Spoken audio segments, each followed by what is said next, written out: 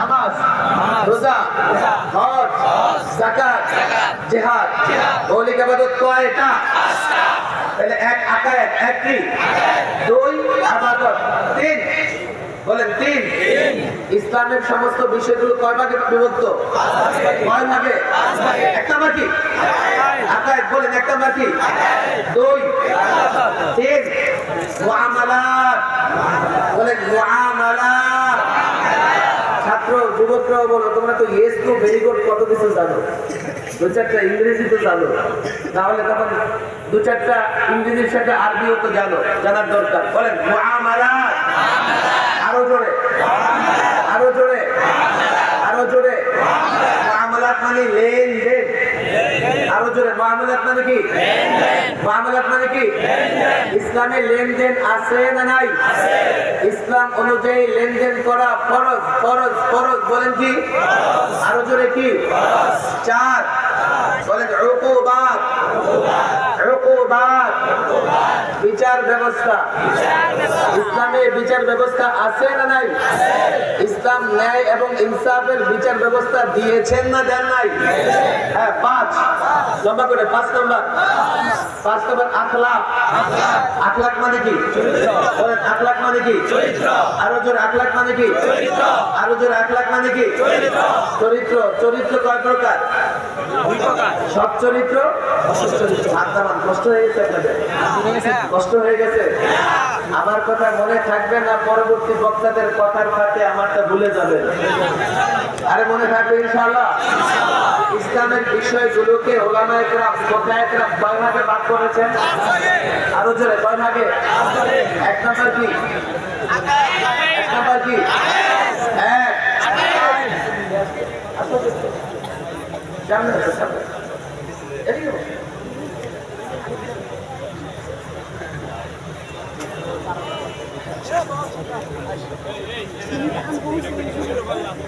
ইসলামের বিষয়গুলোকে কয় ভাগে ভাগ করেছেন ফুকাহায়ে কেরাম? আরো জোরে, কয় ভাগে? কয় ভাগে? আরো জোরে, কয় ভাগে? আপনাদের মন মতো তো সারা জীবনে ওয়াজ করলাম। আমার মন মতো আমি ওয়াজ করুন, যাওয়ার দিনে যান আর না দিলে না। কিন্তু আপনাদের আমার যাওয়ার সুযোগ নাই, আরো তো আলোচক আছে। ইসলামের বিষয়গুলো কবে ভাগ করেছি? এবার বলেন এক।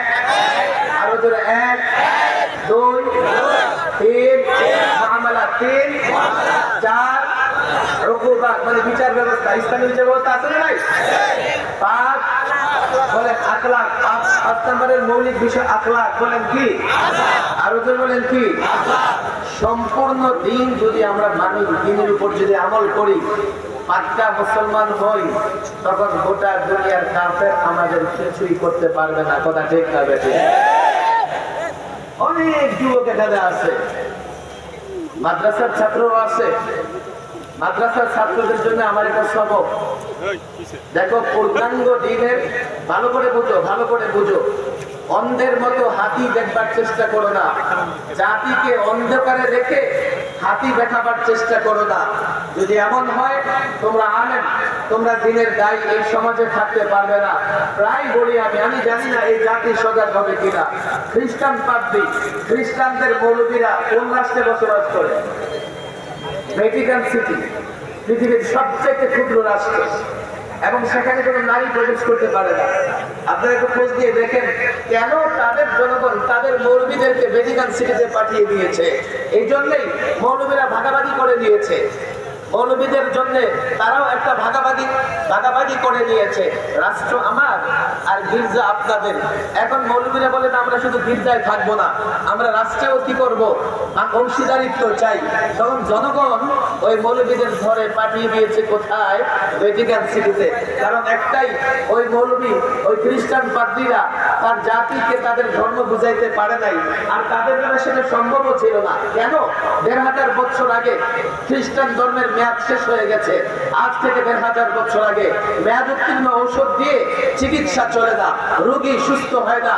ইসলাম লেটেস্ট এবং সর্বশেষ দিন বা সর্বশেষ ধর্ম।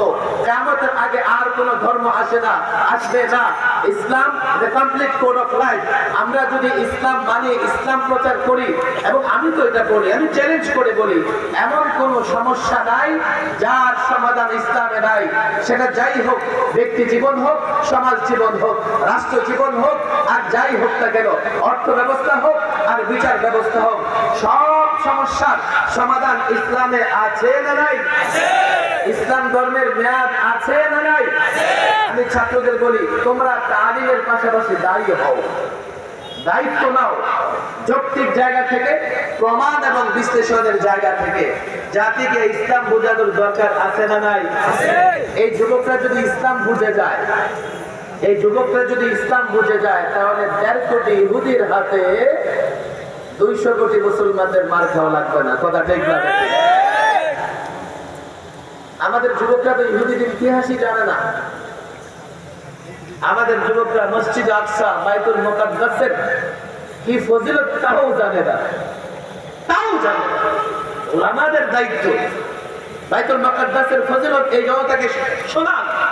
আজকে যদি বাইতুল মুকাদ্দাসে যাবার সুযোগ থাকতো, জীবনে একবার হলেও আমরা বাইতুল মুকাদ্দাসে গিয়ে নামাজ আদায় করতাম। কথা ঠিক না বেঠিক? আমাদের মসজিদ বড় পবিত্র ভূমি। আর ইহুদি কারা? আর ইহুদিদের সম্পর্কে কোরআন সুন্নাহর আলোচনা তো আছেই। ইহুদিদের সম্পর্কে খ্রিস্টান এবং বর্তমান সময়ের অনেক অমুসলিম রাষ্ট্রপ্রধান থেকে শুরু করে লেখকদের বিশ্লেষণ বক্তৃতাও আছে। ইহুদিরা পৃথিবীর সবচাইতে নিকৃষ্ট জাতি, সবচাইতে নোংরা জাতি। ইহুদিরা মানবতার দুশমন, এই ইহুদিরা মানুষের দুশমন, ইহুদিরা শান্তি এবং শৃঙ্খলার দুশমন। এই যখন অবস্থা, তখন এই যুবকদের বুঝতে 30-40 বছর লাগছে। আজকে আমরা দেখি সরকারি দলের ছাত্র সংগঠনও ফিলিস্তিনের পক্ষে কথা বলে। কথা ঠিক না? আর আমরা যখন কথা বলেছি, আমাদেরকে তারা তিরস্কার করেছে, মেহমানখানায় দিয়ে এই প্রশ্ন ওই প্রশ্ন করে, আপনারা কেন এগুলো নিয়ে কথা বলেন? পরিষ্কার বলি আমি এই কথাগুলো, আমি আলেমদেরকে বলি, দেখেন আজকে আপনি একটা কথা বলবেন, হতে পারে সমাজের যুবকের ভালো লাগবে না, কিন্তু এই যুবক যখন একটা দিন বুঝবে যে না, আলেম সঠিক বলেছে, তো আপনার পায়ে পড়ে থাকবে, আপনার বিরোধিতা করবে না। কথা ঠিক না বেঠিক? এই যুবকদেরকে ইসলাম বোঝানোর দরকার আছে না নাই? আমরা যদি ইসলাম মানি, শান্তিতে থাকবো। আমি কিছু কথা প্রায় বলি, আমি মিডিয়া তোমাদেরকেও বলি, এগুলো প্রচার করো। ইসলাম সুন্দরের ধর্ম, ইসলাম সৌন্দর্যের ধর্ম, ইসলাম ন্যায়ের ধর্ম, ইসলাম ইনসাফের ধর্ম, ইসলাম সুষম অর্থ ব্যবস্থার ধর্ম, ইসলাম ন্যায় বিচারের ধর্ম, ইসলাম শান্তির ধর্ম, ইসলাম বিজয়ের ধর্ম। এই যুবক ব্যবসা করতে চাও, বাধা নাই। তুমি রাজনীতি করতে চাও, বাধা নাই। তুমি রাজনীতি করো, ইসলাম মেনে করো। ব্যবসা করো, ইসলাম মেনে করো। ইসলাম মেনে ব্যবসা করবা, দুনিয়াতেও লাভবান, আখিরাতেও লাভবান। ইসলাম মেনে রাজনীতি করবা, তো 56,000 বর্গ মাইলের বাংলাদেশের নেতৃত্ব নয়, গোটা পৃথিবীর নেতৃত্ব দিতে পারবে। কে বলেছে ইসলাম মেনে পৃথিবী শাসন করা যায় না? কে বলেছে ইসলাম মেনে রাজত্ব করা যায় না? তোমরা যারা পশ্চিমা নীতি মেনে রাজনীতি করছো, আমার সামনে তোমাদের ইতিহাস, আমাদের সামনে তোমাদের কর্মকাণ্ড স্পষ্ট। পশ্চিমা নীতি মেনে যারা রাজনীতি করে, যারা ক্ষমতা চালায়, তারা পরোক্ষভাবে তাদের গোলামে পরিণত হয়।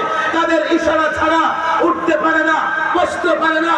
রব্বে কাবার কসম, যতদিন এই মুসলমান ইসলাম মেনে, কোরআন মেনে রাজত্ব করেছে, 1 বছর নয়, 56,000 বর্গ মাইলের বাংলাদেশ নয়, গোটা পৃথিবী এই মুসলমান 1000 বছর রাজত্ব করেছে।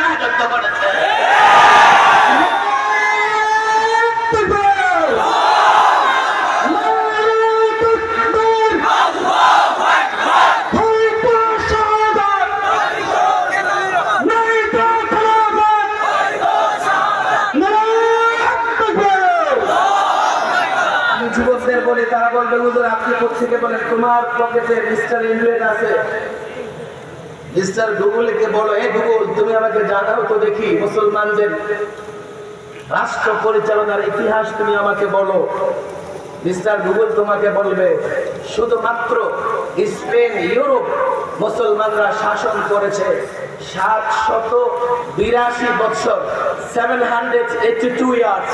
শুধুমাত্র স্পেন ইউরোপ মুসলমানরা শাসন করেছে। আজকে প্রতিবেশী দেশ কথায় কথায় নাগরিকত্বের আইন করে মুসলমানদের বের করে দাও, বাংলাদেশে বের করে দাও, বাঙালি বের করে দাও, মসজিদ শহীদ করে দাও, মুসলমানদের স্থাপনার নাম